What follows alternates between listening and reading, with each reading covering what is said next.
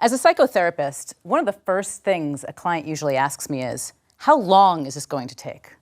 I get it. We want relief, and we want it fast.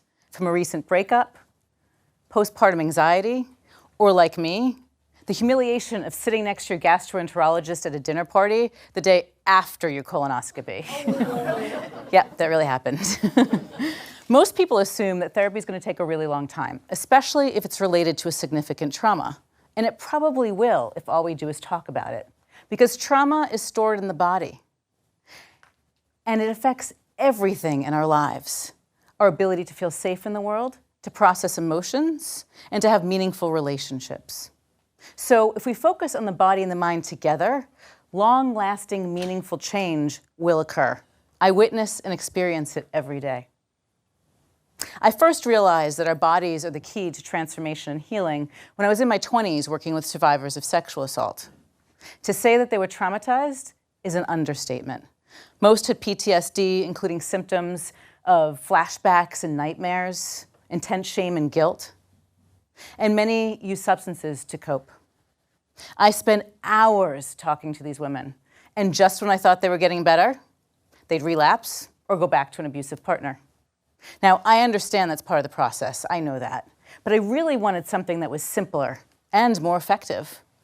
My supervisor at the time, she sent me to a training for a new therapy called EMDR, or eye movement desensitization and reprocessing. And basically, that's a mouthful, but basically it's talk therapy with an added focus on the body and paired with bilateral stimulation. Bilateral stimulation at the time meant follow my fingers back and forth with your eyes while you think of something disturbing. Sounds a little crazy. These days, we'll tap, or hold buzzers left, right, or listen to tones or music in our ears back and forth. Back in the training, I was told that this bilateral stimulation would help process trauma more effectively and efficiently. And honestly, I thought it was completely crazy, and still kind of do, except what I saw in my office was undeniable. My clients were getting better, and they were getting better fast. So I wondered, is this something I can benefit from too? I never considered myself to be traumatized, but there were still memories swirling around that felt just as real then as they did when I was younger. Like when I was 9, I'm sitting at the table with my family, my dad's berating my mom, and I'm not hungry anymore, but I'm forced to eat what's on my plate. I am so angry, but I don't dare express it. Or when I was 12, I'm so excited because my mom's taking me to get my first bra, but then my dad calls it a slingshot, and now I'm embarrassed, and I don't want to go. Or when I was 16, my dad, all 6'1" of him, broke down my bedroom door and slapped me across the face. I was terrified. I had talked about these experiences in therapy before, but still they were alive in my body, and they impacted my whole life. I was so angry, and that anger bubbled up to the surface, and I turned it on myself. I underachieved in school and hung out with guys who treated me like crap. I needed help, so I found an EMDR therapist of my own. And what I discovered is this. Our bodies are like time capsules, and our physical and emotional symptoms, records of the past. And when we sift through these records with curiosity, compassion, and love, well, they absolutely become our roadmap for healing. To illustrate, I want to tell you about a client who came to me a while ago. I've changed a few details to protect his privacy. This client, let's call him Bill. By all standards, he had a great life. A beautiful wife, a new home, children he was proud of, a profession that he really liked. It all changed in one instant. He got a phone call. His wife had been in an accident. He needed to go to the hospital to identify her body. He had talked and talked and talked about this for the last 10 years, and still nothing changed. He had substance abuse, suicidal thoughts, anxiety, and migraines. He was sick of talking.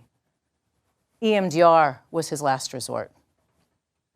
So in our first session, I asked him, if that memory was a movie, what frame of that movie represents the most disturbing part? He thinks about it for a minute and says, definitely identifying my wife's body. So that becomes our target, the memory that we focus on. I invite him to hold the buzzers and ask him to describe for me that specific memory. He says that the lights are really bright, there's white tile everywhere, and the room is freezing. He was told not to touch her body.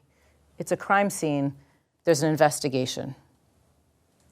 I ask him as he brings himself back to that specific part of the memory, what does he remember feeling in his body, and what are the emotions that come up? He said that he was terrified, shaking all over, also kind of frozen, in shock. I ask him to put all of this together and then just notice. Left, right, left, right. After a while, he places the buzzers down and says, my heart rate is up and I'm really scared. But also, I know that I wasn't supposed to touch her, but I had to. I haven't told anyone else this before, but I kissed her on the cheek, told her that I loved her, and that I'd do right by my kids. I ask him to notice what he's feeling in his body as he brings it up.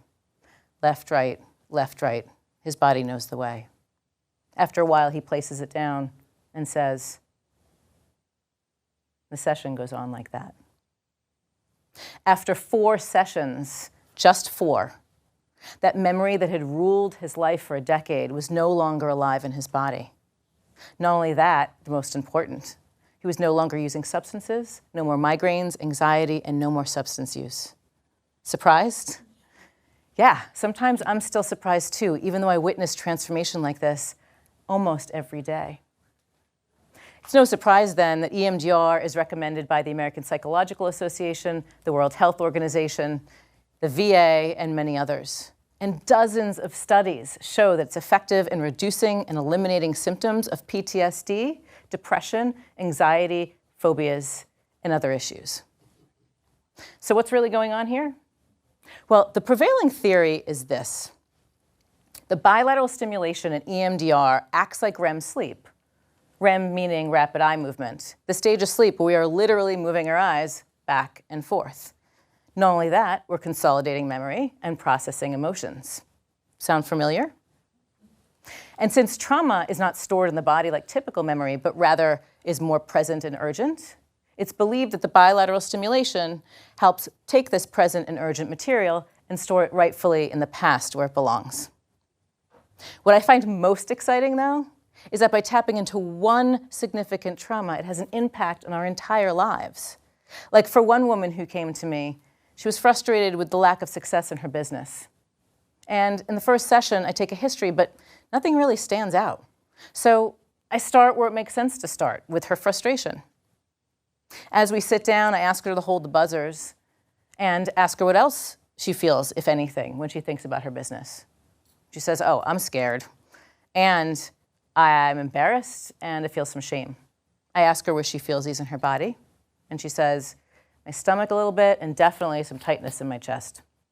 So I ask her to focus on all of that together, left, right, left, right. After a fashion, she places the buzzers down and says, my heart rate's up, and I'm feeling really nauseous. I said, okay, that's normal, it's normal. If it feels okay to you, just focus on those sensations and follow them where they need to go.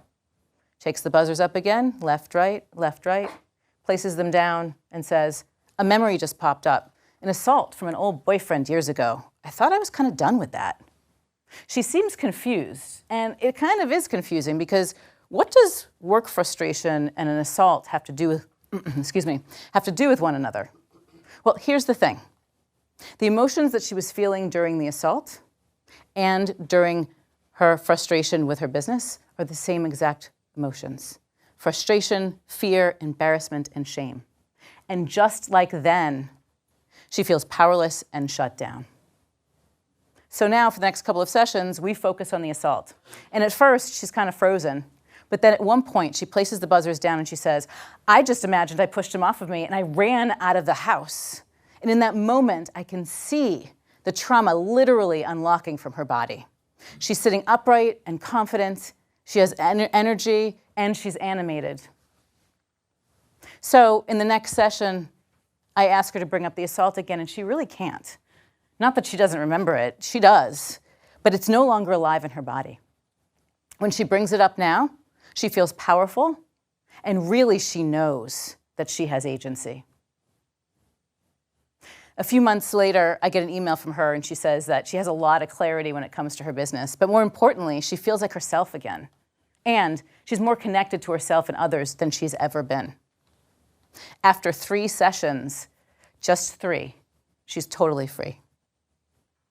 Now, I could tell you hundreds of stories about how transformative EMDR is, but that's not the point. The lesson is this. If you've tried therapy before and it didn't work, try again, do something new, and definitely get into your body. It took me years to find the right therapy that would help put my childhood experiences fully in the past where they belong. Finding relief can be as simple as seeing your symptoms and problems as invitations, then tapping into your body and letting it show you where to go. Thank you.